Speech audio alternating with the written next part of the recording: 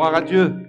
Prenez place, soyez les bienvenus. On est heureux de vous accueillir ce matin. Vous qui êtes présents dans ce lieu, vous qui nous suivez sur Internet, que le Seigneur vous bénisse abondamment. Merci à l'équipe de louange, on peut les applaudir. Ce matin, ils nous ont fait la joie d'être colorés. Vous avez vu, ils ont de belles couleurs, hein? Ça mérite peut-être une petite remarque en passant. Et puis, merci aussi pour ce bon moment où, ensemble, on a pu bénir le Seigneur. Amen. Est-ce qu'il y a des gens nouveaux parmi nous qui viennent pour la première fois? Juste, voilà, est-ce que vous pouvez vous lever, nous donner votre prénom, juste qu'on vous souhaite la bienvenue? Parlez fort. Michel et Corinne, bienvenue, que Dieu vous bénisse.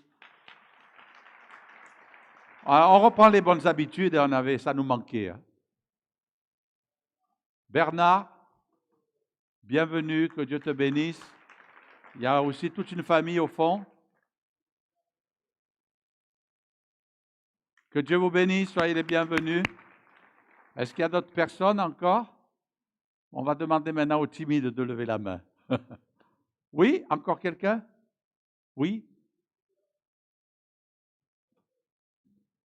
Bienvenue, je n'ai pas entendu, mais que soyez le bienvenu quand même. Voilà, très heureux. Oui, encore? Bienvenue. Seigneur te bénisse, vous bénisse. On est heureux de vous recevoir et puis si vous avez besoin, sachez que vous êtes dans un endroit où le SAV marche bien.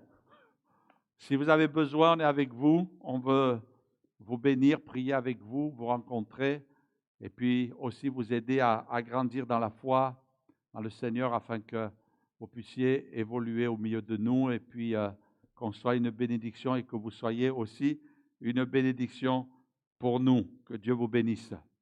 On est heureux de se retrouver et puis je vais poursuivre sur le thème de la prière. On se réjouit pour les prédications qui se sont succédées, qui nous ont sensibilisés sur le sujet.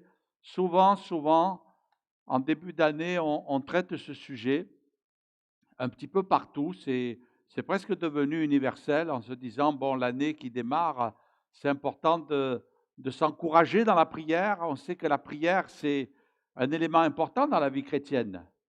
On ne peut pas se passer de la prière. On ne peut pas vivre notre vie chrétienne sans être des hommes et des femmes de prière. Et Dieu nous appelle à cela.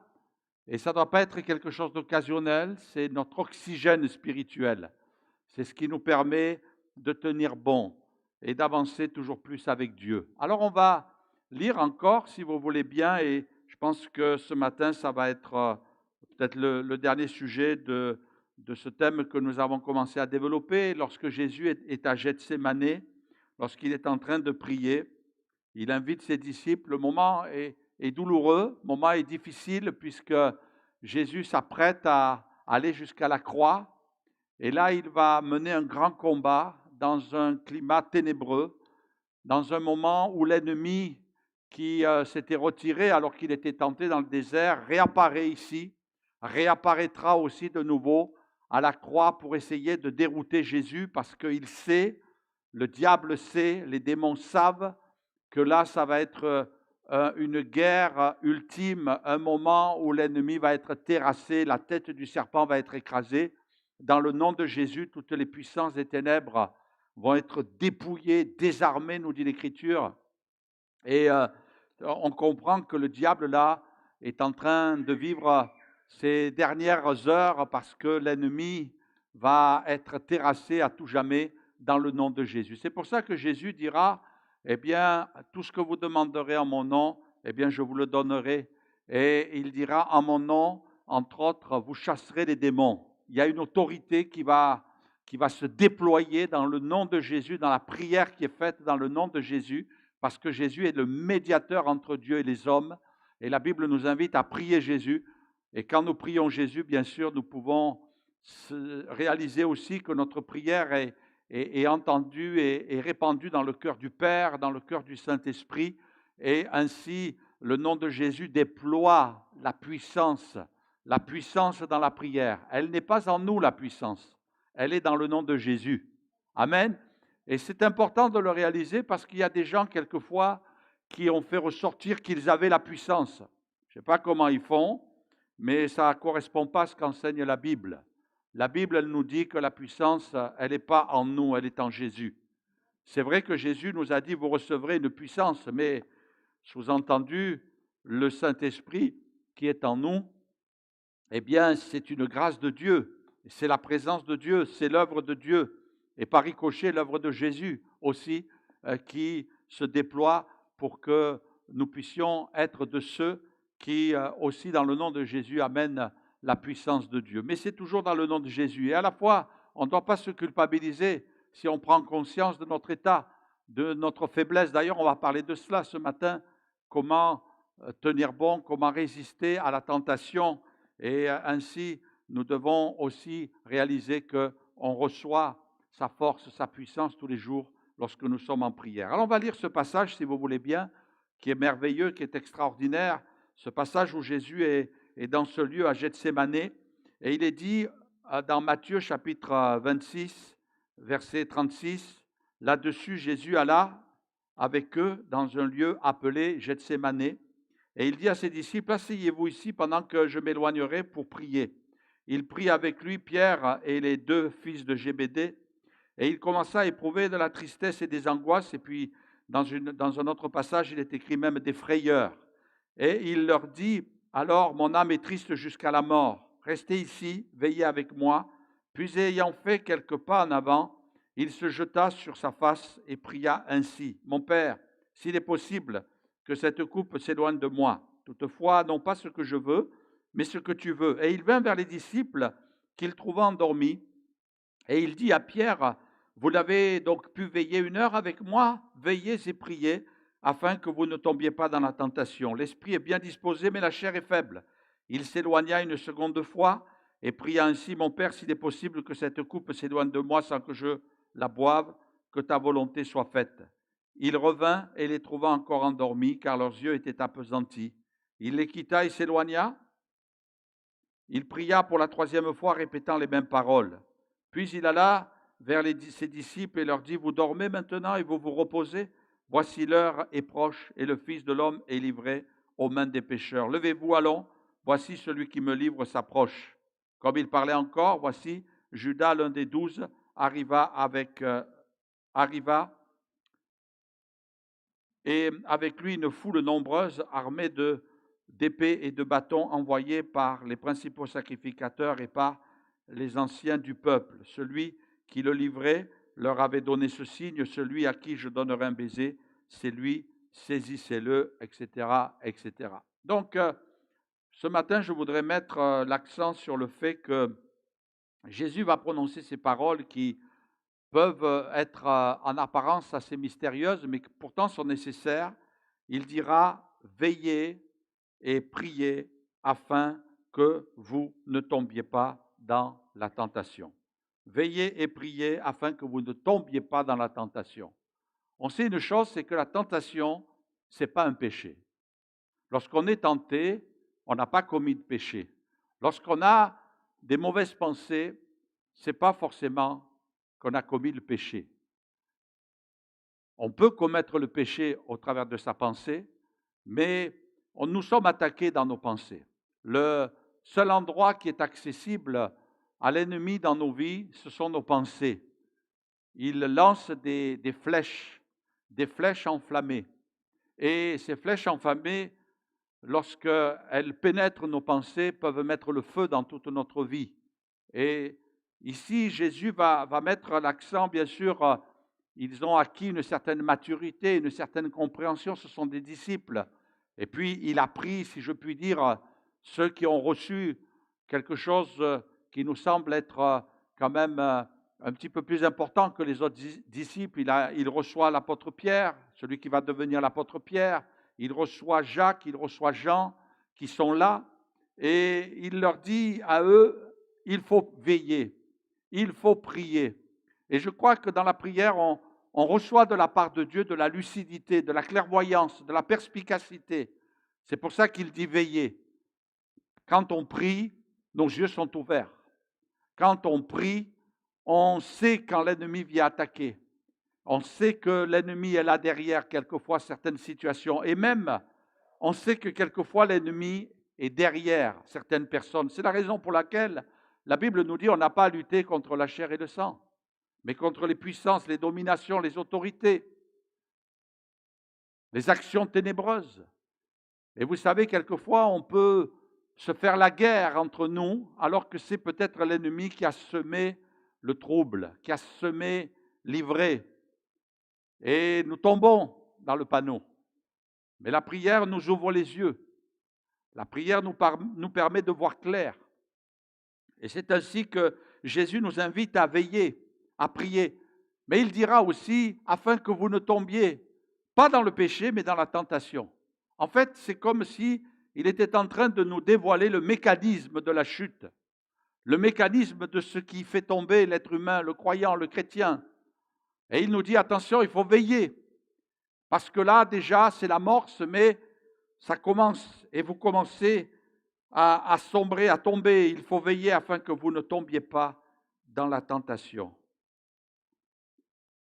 C'est l'apôtre Jacques qui dira dans son épître, chacun est tenté quand il est attiré et amorcé par sa propre convoitise, puis la convoitise, lorsqu'elle a conçu, enfante le péché étant consommé, produit la mort. Et il nous invite à réaliser ce mécanisme qui peut nous entraîner dans la chute et à veiller les uns et les autres afin de ne pas laisser l'ennemi prendre la victoire sur notre vie. Tomber dans la tentation. Quand je médite la parole de Dieu, je m'aperçois que c'est le diable qui est tombé. Et il a entraîné avec lui, d'après certains calculs, ce n'est pas précis, mais il semblerait qu'il en soit ainsi. Il semblerait qu'il a entraîné un tiers des anges avec lui. Alors c'est à partir du regroupement de plusieurs versets. Et c'est dans le livre d'Ézéchiel où il est écrit quand même au sujet du diable, tu étais en Éden, le jardin de Dieu, tu étais couvert de toute espèce de pierres précieuses, de sardoine, de topaze, de diamants, de chrysolite, d'inox, de jaspe, de saphir, d'escarboucle, d'émeraude et d'or. Tes tambourins et tes flûtes étaient à ton service, préparés pour le jour où tu fus créé. Le diable, c'était un ange à l'origine. Tu étais un chérubin protecteur aux ailes déployées.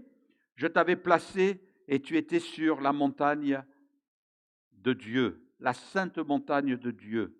Tu marchais au milieu des pierres étincelantes. Tu as été intègre dans tes voies, depuis le jour où tu fus créé jusqu'à celui où l'iniquité a été trouvée chez toi. Et on sait que Dieu ne supporte pas le péché. Dans sa présence, le péché ne peut pas demeurer. Alors, il est écrit, par la grandeur de ton commerce, tu as été rempli de violence et tu as péché.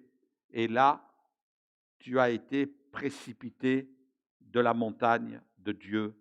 Et je t'ai fait disparaître, chérubin protecteur, du milieu des pierres étincelantes. Ton cœur s'est élevé à cause de ta beauté. Tu as corrompu ta sagesse par ton éclat. Et là, je t'ai jeté à terre. C'est lui qui est tombé. Je t'ai jeté à terre. Et je te livre au spectacle des rois. Il était sur la montagne sainte, il était dans la présence de Dieu, l'ange, le chérubin. Et là, à cause de plusieurs facteurs, il est dit, tu étais intègre au départ, mais l'iniquité, le commerce, la violence et puis l'orgueil, à cause de ta beauté. On voit aussi les moyens que le diable utilise pour nous entraîner dans sa chute. Le matérialisme, le commerce, cette soif de s'enrichir. Vous avez remarqué comment les hommes se comportent. Sur la terre, il n'y a pas de pauvres, il n'y a que des mauvais riches. Il n'y a que des riches qui ont accumulé des richesses au détriment, et d'ailleurs la Bible le souligne aussi, au détriment de gens qui ont des besoins. Il n'y a pas de pays en difficulté. J'étais impressionné de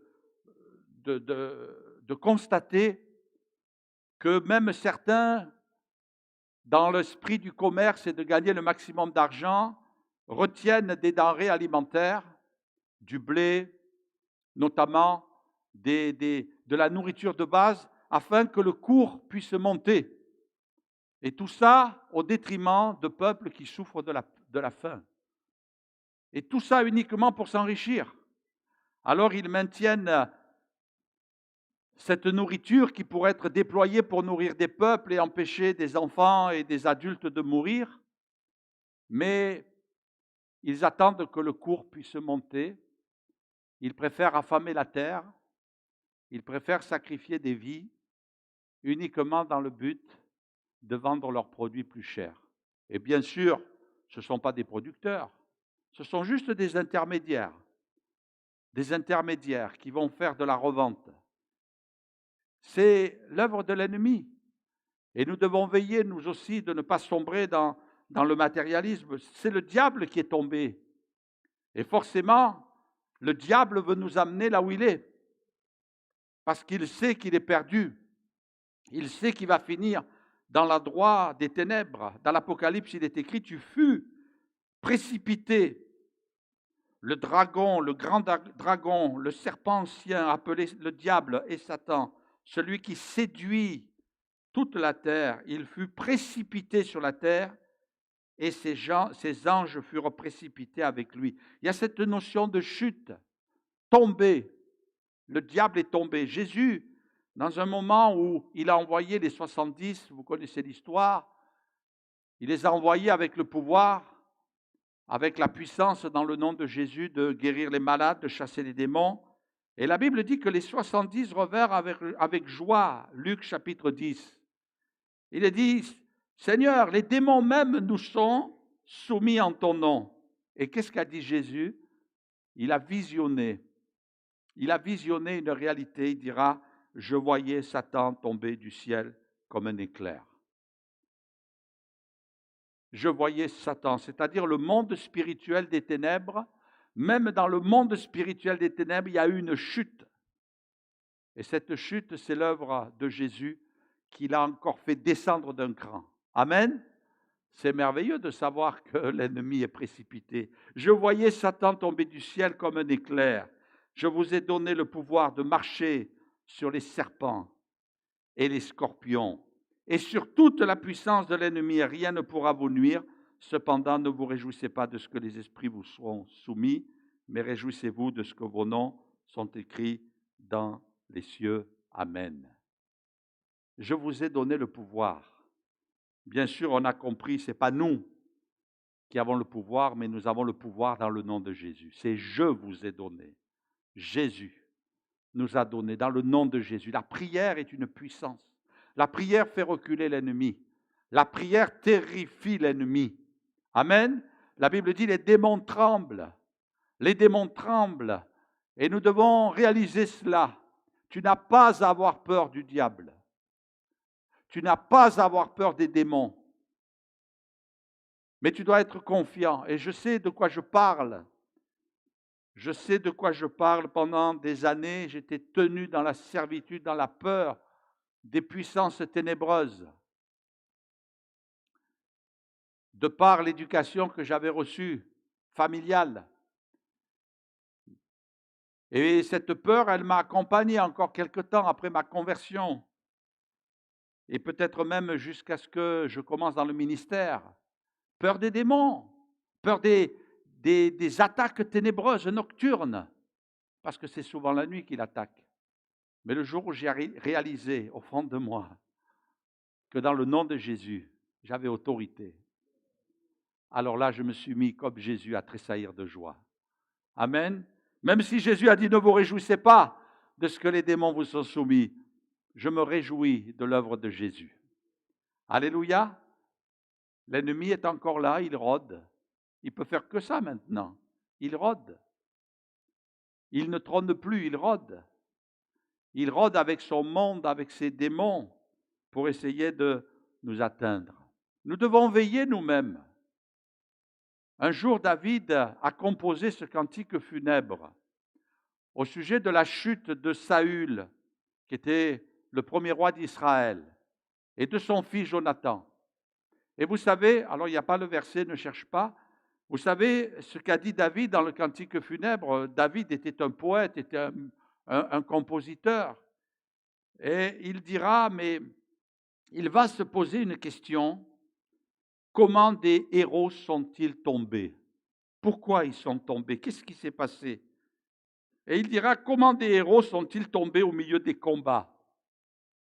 Nous sommes sur une terre, et cette terre, c'est une terre de combat. Il y a des combats spirituels.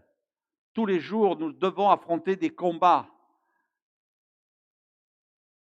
Comment des héros, en parlant du roi Saül, sont-ils tombés sur le champ de bataille?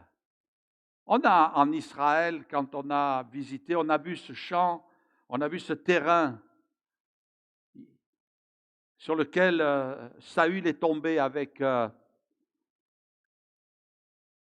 son fils Jonathan. Là où ils sont morts, enfin à peu près. Et c'est vrai que ça fait réfléchir, comment des héros sont-ils tombés? Comment sont-ils tombés? Pourquoi? Alors il va donner deux réponses. La première, il dira, et vous relirez chez vous, c'est dans 2 Samuel chapitre 1 verset 25, la première, c'est les armes se sont perdues. Ils ont perdu leurs armes. Ouais, perdu leurs armes. En fait, ils ont mal évalué le combat, parce que l'adversaire contre lequel ils devaient combattre avait des chars. Et au lieu de rester sur la montagne, parce qu'il y avait un versant, sur le terrain que nous avons pu voir, il y avait un versant qui était assez, peut-être une petite colline, avec toutes sortes de roches, de rochers. Et le problème, c'est qu'ils sont allés sur le terrain de l'ennemi. Et sur ce terrain-là, l'ennemi, c'était un ennemi qui avait des chars. Et là, c'était la plaine. C'était plat. Il y avait presque aucun rocher qui apparaissait. Et il a donné, en fait, quelque part, Saül, il a mal évalué le combat. Et il est allé sur le terrain de l'ennemi. Et c'est parce qu'il est allé sur le terrain de l'ennemi qu'il est tombé. Mais si vous voulez vaincre l'ennemi, il faut l'amener sur votre terrain à vous. Et finalement, l'erreur de Saül et de Jonathan, c'est qu'ils devaient rester sur la colline, parce que les chars ne seraient jamais montés sur cette colline, à cause de tous les rochers qui entouraient. Et là, il l'aurait amené sur son terrain. Et je crois que la première erreur qu'il a faite, les armes se sont perdues. Tu as mal évalué le combat, Saül. Tu n'as pas été fin sur ce coup-là. Tu t'es laissé attirer par l'ennemi. Tu t'es laissé amorcer par l'ennemi. Et tu es allé sur son terrain. C'est la raison pour laquelle tu es tombé. Mais si tu avais évalué, eh bien, tu ne serais pas mort. Et vous savez, quand Jésus dira que vous ne tombiez en tentation, parce que la chute, elle n'arrive jamais d'une manière brutale. Il y a toutes sortes de conséquences, il y a toutes sortes de choses qui se passent en amont. Saül, il n'est pas tombé comme ça. Il est tombé parce qu'il a désobéi. Il est tombé parce qu'il n'a pas eu cette clairvoyance. Il n'a pas maintenu la communion avec Dieu. Il a insisté dans son péché. Même quand Dieu voulait le pardonner, il continuait. Et c'est pour ça que Jésus dira, vous êtes en train de tomber lorsque la tentation est là. Parce qu'il faut résister. Il faut te remettre en question. Il faut te reposer les questions. Je crois qu'on a un problème. C'est que quand on est en difficulté, on vit la difficulté tout seul. Et c'est dommage. C'est dommage. Plusieurs pays, plusieurs chrétiens dans le monde ont développé une certaine pratique de la vie chrétienne. Ils ont appris à s'entourer. Ils ont appris à avoir avec eux des personnes. Et je bénis Dieu pour les équipes qui travaillent avec nous. Je bénis Dieu pour l'équipe de pasteurs parce que mutuellement, on se stimule.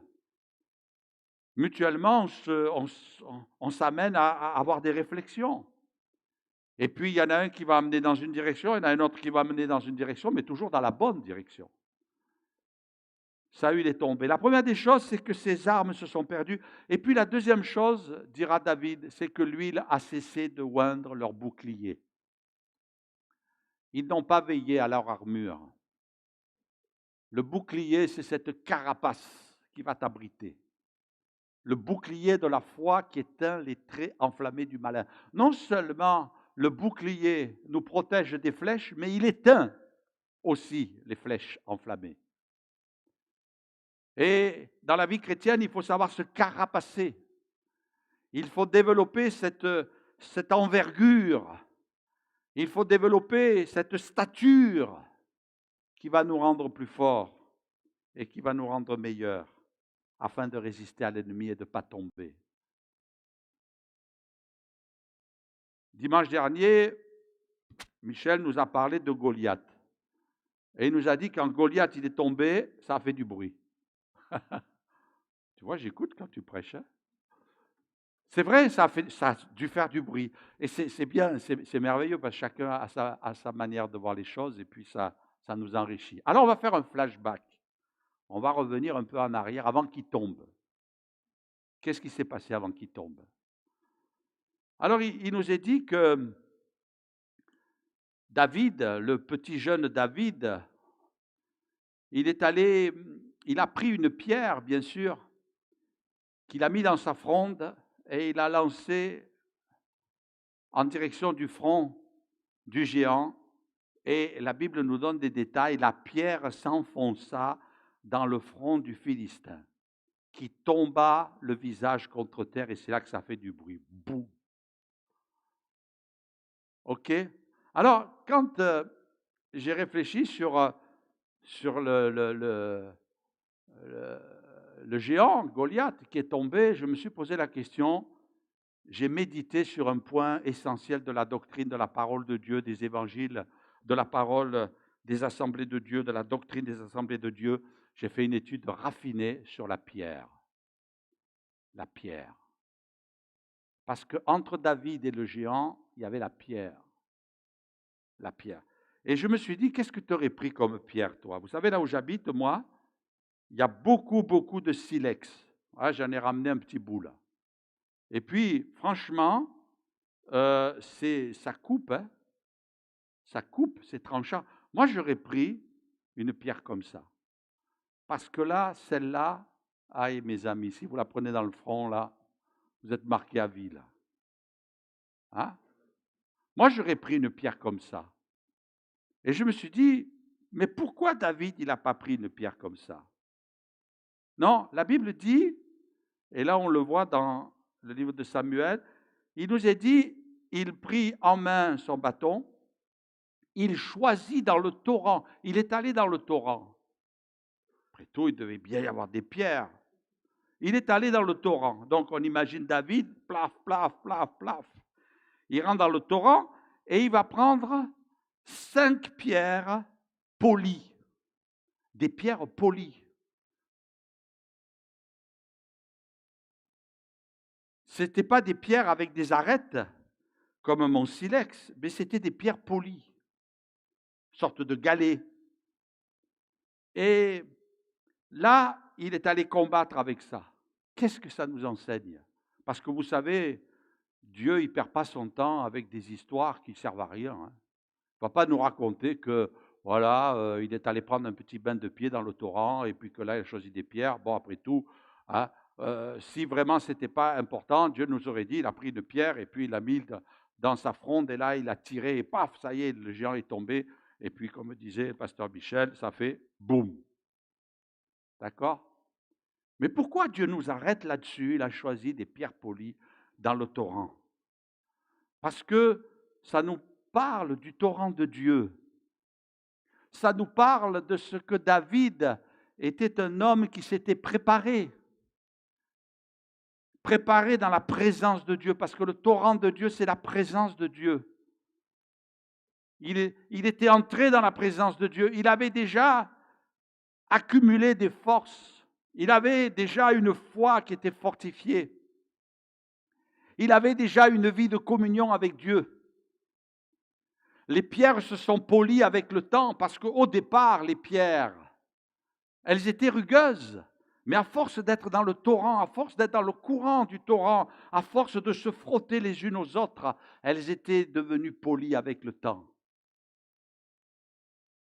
Et ça nous parle de ce que nous devons prendre du temps. Nous devons considérer que pour tenir bon, il faut du temps. Et ce temps, c'est ce temps que nous prenons dans la présence de Dieu. David n'a pas été vainqueur comme ça, spontanément, là, d'un coup, la foi lui est tombée dessus ce jour-là, où le géant est venu se présenter, David est arrivé, oh bouf, le Saint-Esprit l'a rempli, lui a donné des capacités, ça y est, poussez-vous, j'arrive, je vais liquider ce géant, vous allez voir, je vais en faire une bouchée. Non, non, non, non, David, il avait une vie avant, une vie avec Dieu avant. Il avait déjà des mois et des années d'expérience dans le torrent de Dieu. Et le torrent de Dieu, ça ne vous laisse pas inefficace. Tu ne peux pas faire l'économie de vivre ta vie chrétienne sans être dans le torrent de Dieu. Ce matin, tu es dans le torrent de Dieu. Mais qu'est-ce qui va en être tout au long de la semaine? Est-ce que cette semaine, tu vas être encore dans le torrent de Dieu? Ou est-ce que tu vas continuer à vivre comme si de rien n'était? Il y a une discipline. Vous savez, le sportif, le vrai sportif, pas celui du dimanche, le vrai sportif, celui qui a un objectif, un but, eh bien, il faut qu'il ait de l'entraînement. J'ai eu une médaille. Dans les sports de combat que je pratiquais, il y avait des entraînements 2 fois par semaine. Et puis, de temps en temps, il y avait des mises en situation dans des compétitions, ce qu'on appelait des compétitions. Alors, on rencontrait d'autres clubs et on devait leur mettre la raclée. Ah, j'aimais ça, moi. Ah, on leur mettait la raclée. Des fois, on la prenait aussi. Hein. Mais je me rappelle d'une chose que je n'ai jamais oubliée, c'est que l'entraînement durait 1h30, 2 heures. OK? Et quand on était en compétition, on était assis sur le tatami et puis on devait intervenir quand c'était notre tour. Mais le combat, il durait, ça dépend un petit peu la résistance, mais il devait durer à peu près maximum 5 minutes. Mais vous savez ce que j'ai remarqué? C'est que le combat, il était plus épuisant que 2 heures d'entraînement. Quand nous étions en compétition et qu'on devait, bien sûr, il y avait un temps où on devait se chauffer pour éviter des blessures, mais le combat durait 5 minutes, mais quand nous avions fini ce combat, nous étions rincés, les muscles nous faisaient mal, le corps nous faisait mal, et pourtant le combat avait duré 5 minutes. Et je réalise vraiment que si tu n'es pas entraîné, tu ne peux pas faire le combat. Tu ne peux pas mener le combat. Et dans la vie chrétienne, c'est la même chose. Il faut que tu aies des mois, des années aussi de relation avec Dieu. Il faut que tu aies de l'entraînement. Il faut que tu t'entraînes. Parce que quand vient le combat, si tu n'es pas prêt, tu vas tomber. Quand le combat va s'abattre sur ta vie, tu vas tomber, tu vas chuter. Et je crois que nous sommes tous convaincus, la parole de Dieu nous l'enseigne, qu'à un moment donné, les combats vont s'intensifier. Est-ce que nous allons tenir? Il nous faut nous poser cette question. Est-ce que je vais tenir? Ou est-ce que je vais me laisser séduire? La Bible nous enseigne même que des fois les serviteurs de Dieu se sont laissés séduire. Ils ont été séduits par des fausses doctrines. Parce que le diable sait se déguiser en ange de lumière aussi. Il connaît la Bible. Et son but, c'est s'il ne peut pas te détourner de Dieu, il va essayer de t'entraîner dans des dérives spirituelles. Et malheureusement, certains sont tombés. Et même quelquefois, et ça doit nous interpeller, même quelquefois les plus grands, ils sont tombés. L'apôtre Paul en parle. Alexandre le forgeron m'a fait beaucoup de mal. Démas m'a abandonné pour le présent siècle.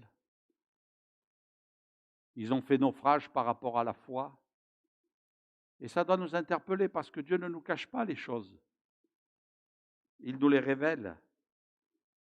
Mais nous devons nous entraîner afin de tenir bon. Maintenant, et je voudrais vous encourager, c'est que Dieu nous a placés sur les hauteurs en Jésus.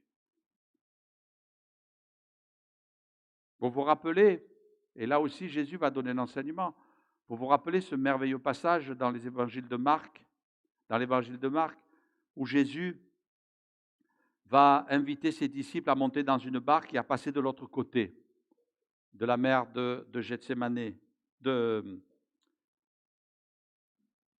Galilée. Et la Bible nous dit que Jésus est allé les rejoindre marchant sur les eaux, alors que la mer était agitée. Il y avait la tempête. Jésus a marché sur les eaux. Ah, bien sûr, on n'a pas de souci avec ça, c'est le Fils de Dieu. Il est Dieu, et c'est vrai, on n'a pas tort, on a raison. Mais il y a quand même un mystère autour de Jésus, parce qu'il est Dieu, mais il est parfaitement homme. Et la preuve, c'est que Jésus prie. Pourquoi il priait? Après tout, si vraiment il avait tout ce qu'il fallait de la divinité, il n'avait pas besoin de prier. Il n'avait pas besoin de prier. Est-ce que Dieu va se prier lui-même? Donc Jésus reste un mystère. Je ne peux pas vous dire jusqu'où, je ne peux pas vous dire le pourcentage, je n'irai pas jusque-là, mais Jésus, il a voulu être parfaitement homme. Il n'a pas péché, il est Dieu, il n'y a pas de souci avec ça. Il s'est dépouillé, il a pris la forme d'un serviteur. Jusqu'où il s'est dépouillé? Certains disent qu'il s'est seulement dépouillé de sa gloire.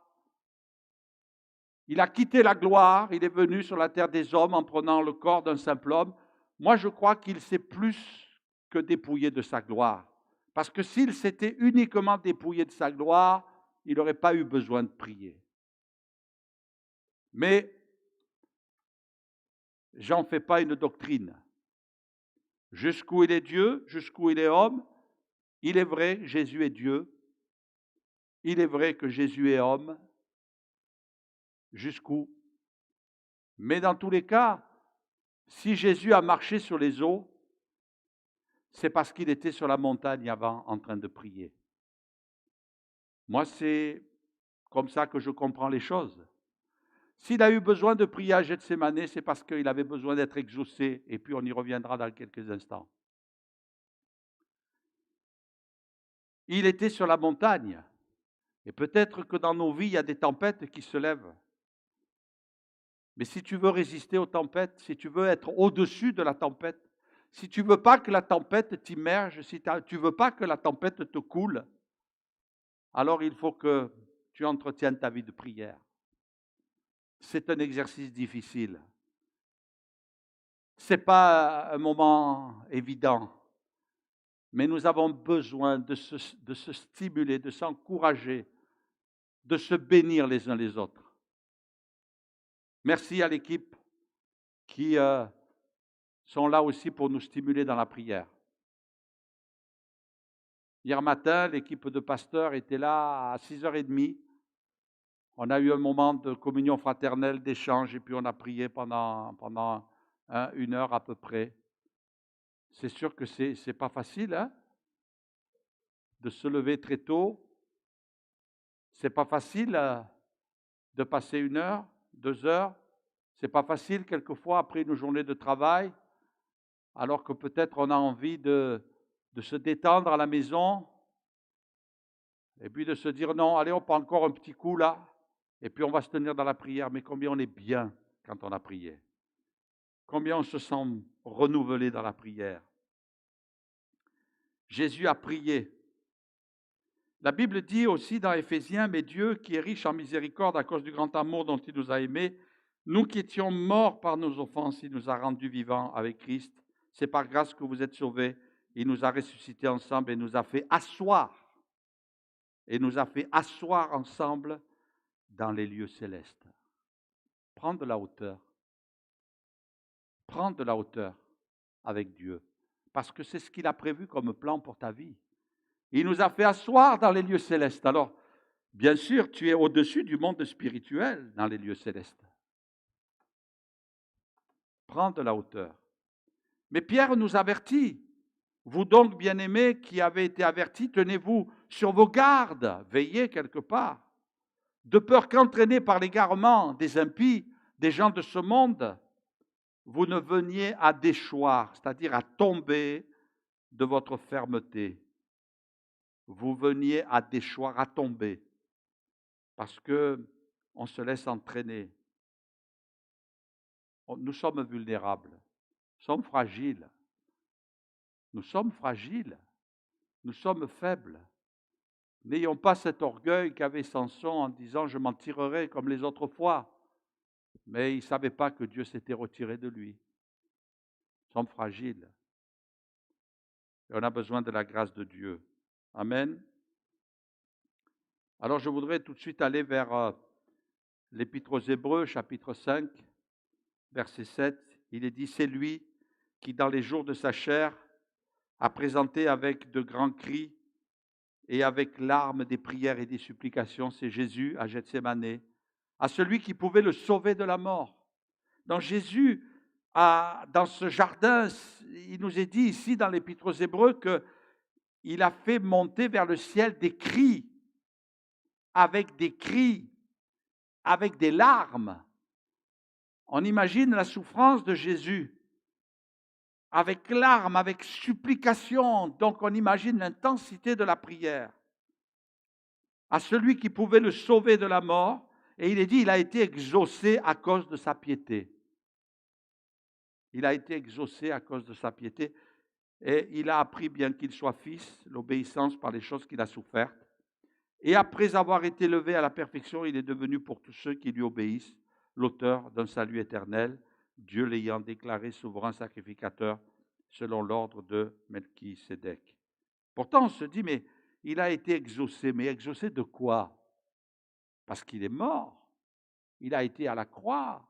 On l'a crucifié. Il a souffert. Son sang a coulé. Alors, il a été exaucé de quoi? Pendant longtemps, c'était un mystère. Je me dis, mais je ne comprends pas, là. Il a Gethsémanée, il fait monter vers Dieu des cris, des larmes. Il est en train de pleurer. Et puis, on apprend que là, sa sueur se transforme en des grumeaux de sang. C'est terrible ce que Jésus vit.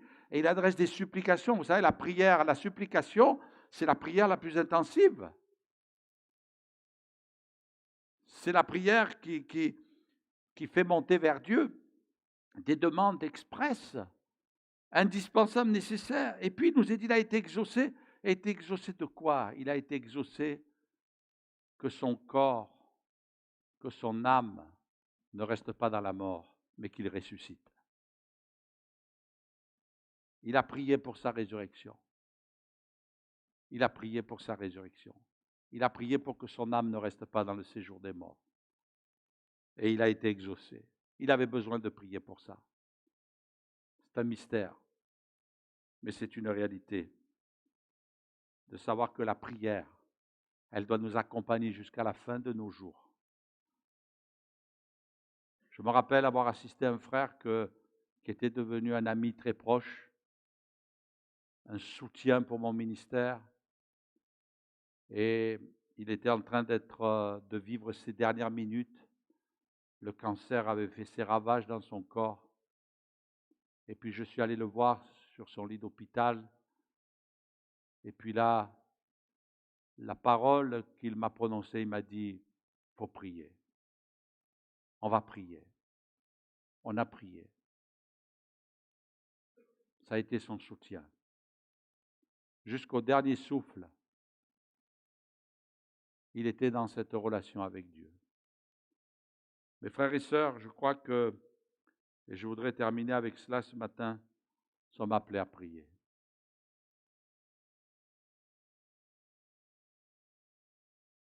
C'est ce qui doit nous suivre jusqu'au bout. Parce que la prière va nous ouvrir les yeux sur sa parole. La prière va nous remplir du Saint-Esprit. Parce que le jour de la Pentecôte, ils étaient en prière. Et quand tu es en prière, tu ouvres la porte au Saint-Esprit pour qu'il te donne des forces. Ils se sont mis à parler en langue. L'apôtre Pierre qui avait renié Jésus, il va sortir devant les foules et il va prêcher la parole avec courage. La prière va te donner du courage parce que dans la prière, tu vas recevoir la puissance du Saint-Esprit. La prière va entretenir ta foi parce que les démons, ils ne sont pas chassés uniquement par le jeûne et la prière, mais dans le jeûne et la prière, tu reçois la foi pour chasser les démons. Jésus a dit, c'est à cause de votre incrédulité que vous n'avez pas pu chasser les démons. Mais c'est dans la prière que vous allez pouvoir les chasser. Parce que dans la prière, vous allez recevoir quelque chose.